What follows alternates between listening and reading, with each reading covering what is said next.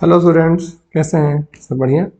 देखिए, एक बार फिर से ये क्वेश्चन एसी वर्मा बुक से है और ये वेक्टर चैप्टर के वर्कआउट प्रॉब्लम का हिस्सा है। ये क्वेश्चन नंबर 2 है और इस क्वेश्चन के लिए रेजोल्यूशन का आइडिया होना चाहिए। तो वो क्या है, थोड़ा सा सीख लीजिए, बाकी तो फिर हम लोग बाद में डिस्कस करेंगे ही। जैसे ये देखिए, ये वाई एक्सिस है, ये एक्स एक्सिस है, और अगर ये कोई वेक्टर से दिस इज आर वेक्टर है ना, तो ये एंगल अगर थीटा हो, ये एंगल अगर बीटा हो, तो देखिए आर वेक्टर को आप चाहें तो ऐसे लिख सकते हैं, आर कॉस थीटा अलोंग आई cap plus r cos beta along जे कैप, राइट। बहुत सारी किताबों में ऐसा भी लिखा हुआ मिलेगा, r will be equal to r cos theta along I cap plus r sine theta along J cap, ये भी ठीक है। फिर कभी ऐसा भी मिलेगा, r will be equal to r cos beta along j cap plus r sin beta along i cap। आप को जो अच्छा लगे ऐसा लिखा जा सकता है, कोई दिक्कत की बात नहीं है। और मैं तो आपको ये कहूँगा कि अगर दोनों एंगल पता हो तो इससे अच्छा तो कुछ नहीं है ना। और किताबों में आप देखेंगे या नोट्स और कहीं आप देखते हो तो ये लोग इसको पसंद करते हैं। तो आपको जो अच्छा लगे, मैं ये कह दूं कि ये तीन चीज़ें नहीं हैं, बल्कि एक ही कॉन्सेप्ट का रिप्रेजेंटेशन से फर्क अलग कर दिया गया है। एक बात।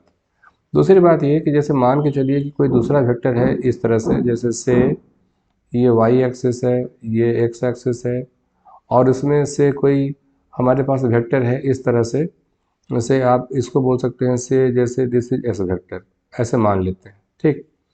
तो एस वेक्टर को कैसे लिखा जाए? S vector will be equal to, आप सिंपली लिखिए ऐसा, एस जो भी है आई कैप है। अगर आपका मन नहीं भरता तो आप इसको ऐसे लिखिए, एस अलोंग आई कैप, जीरो अलोंग जे कैप, ओके। कोई वेक्टर अगर वो प्योरली अलोंग एक्स एक्सिस है तो वाई कंपोनेंट तो खैर उसका रहेगा ही नहीं, जेड कंपोनेंट भी नहीं रहेगा, ये बात मान के चलिए ऐसा। इसी में अगर कोई वेक्टर से, सपोज ये वेक्टर, सपोज ऐसा है कोई वेक्टर, ये अलोंग वाई एक्सिस, ये सपोज टी वेक्टर है, तो आप कहिएगा t vector will be equal to t along J cap, या आप चाहें तो ये भी कर सकते हैं t vector equals to zero along I cap plus t along J cap, एकदम चलेगा, है ना। ये थोड़ा सा मैंने आपको आइडिया दे दिया। अब चलिए हम लोग इसको डिस्कस करते हैं, इस क्वेश्चन को करते हैं डिस्कस।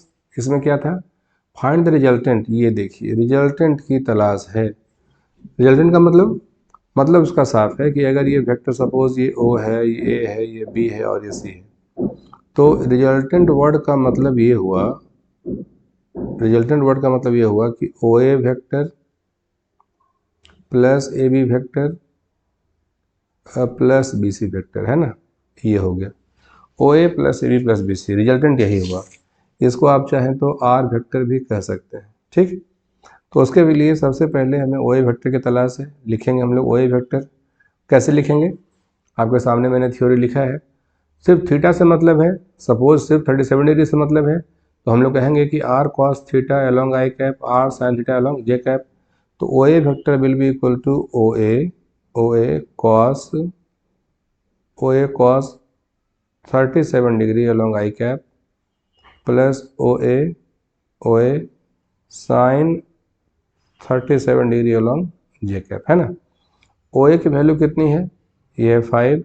कॉस 37 सब लोग जानते हैं, ये 4/5 होता है, और ये मीटर में है तो हम लोग भी मीटर में इसको मेंशन करेंगे, लॉन्ग आई कैप प्लस ये हो गया 5, और ये हो गया 3/5 मीटर, ये हो गया ऐसे जे कैप। अब इसकी वैल्यू कितनी होगी? 4 मीटर अलॉन्ग आई कैप प्लस 3 मीटर अलॉन्ग जे कैप, है ना, इस तरह से। तो ये हो गया ओ ए वेक्टर, ये हो गया ओ ए वेक्टर। सिमिलरली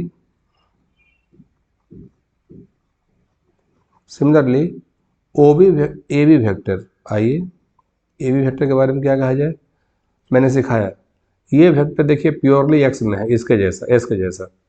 तो हम लोग कहेंगे ऐसा कि देखिए साहब, ये ए बी और एकदम along I cap, A B जो भी है अलोंग आई कैप, और ये 3 मीटर है, तो मैं कहूँगा 3 मीटर अलोंग आई कैप। और B C vector will be equal to जो भी हो बी सी एलोंग जे कैप, तो ये हो गया 2 मीटर एलोंग जे कैप, है ना। अब रिजल्टेंट की बात तो मैंने पहले ही सिखा दी आपको, तो हम लोग कहेंगे so R vector will be equal to O A plus A B plus B C.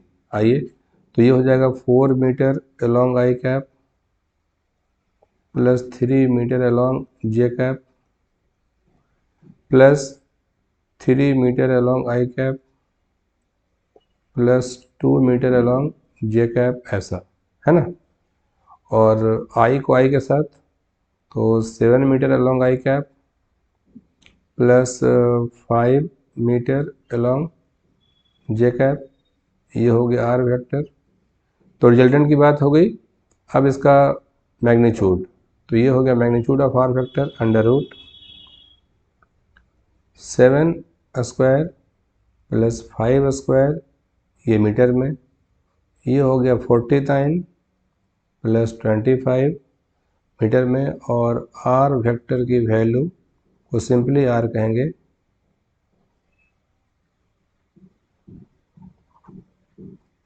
Under root 74 metre, right. तो ये हो गया मैग्नीट्यूड ऑफ आर वेक्टर, ये हो गया magnitude of resultant vector, magnitude of resultant vector, magnitude of resultant vector, है ना। Direction of resultant vector ये कैसा होगा, डायरेक्शन ऑफ रिजल्टेंट वेक्टर ये कैसा होगा, तो ये देखिए tan theta will be equal to y component divide by x component, है ना। तो यहाँ से tan थीटा की वैल्यू क्या हो जाएगी, tan थीटा की वैल्यू कितनी हो जाएगी, y कंपोनेंट 5/7, तो थीटा की वैल्यू कितनी हो जाएगी, tan इनवर्स 5/7। मैं उम्मीद करता हूँ कि ये समझ में आया होगा। और ये होगा रिजल्टेंट वेक्टर का डायरेक्शन कैसा है, तो ये रिजल्टेंट का डायरेक्शन कैसा होगा, tan inverse 5/7 with respect to x axis, right. आपने वीडियो को अंत तक देखा, मुझे पूरा विश्वास है कि आपने बहुत कुछ सीखा होगा, राइट। जो भी दिक्कत हो आप कमेंट में लिख भेजिए, आप फ़ोन कर सकते हैं, व्हाट्सएप पे बात कर सकते हैं, और बस ऐसे ही सीखते रहिए। ओके।